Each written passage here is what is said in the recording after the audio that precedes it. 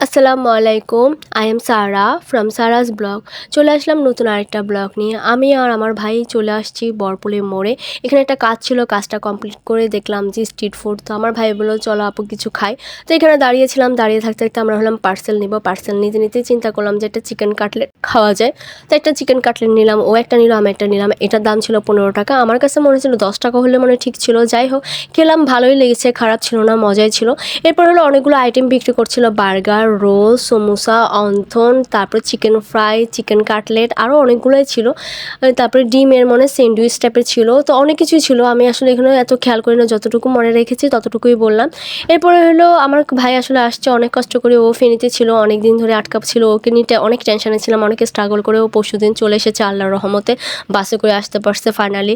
অনেক মানুষ অনেক পরিস্থিতিতে পড়ে আছে, আমাদের ফেনীর অবস্থা খুবই খারাপ, দেখি তো অনেক খারাপ লেগেছে। যে যা পারবেন অবশ্যই হেল্প করবেন, যতটুকু পারেন ততটুকু দিয়ে হেল্প করার চেষ্টা করবেন। আমরা যতটুকু পেরেছি ততটুকু দিয়ে হেল্প করেছি। আমি আমার ভাইটাকে নিয়ে অনেক টেনশনে ছিলাম, ফাইনালি ও চলে এসেছে।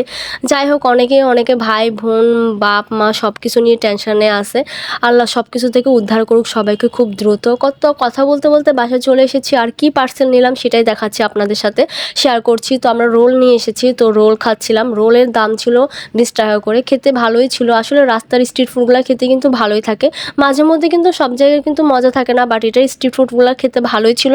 এটা হলো লোকেশনটা ছিল একবার বরপলের মোড়ে, যারা খেতে চান তারা এসে খেতে পারবেন। আমার কাছে ভালোই লেগেছে, মোটামুটি ভালোই ভিড় থাকে, সন্ধ্যার পর দেখলাম খুব জমজমাট থাকে। তারপর হলো আমরা এলাম চিপস আনছিলাম, ভাই বোনরা মিলে চিপস খাচ্ছিলাম। আর আজকের ব্লগটা এই পর্যন্ত। কেমন লেগেছে ব্লগ? ভালো লেগে থাকলে অবশ্যই লাইক কমেন্ট শেয়ার করে পাশে থাকবেন, আর বন্যা মানুষদের জন্য বেশি করে দোয়া করবেন। আল্লাহ হাফেজ।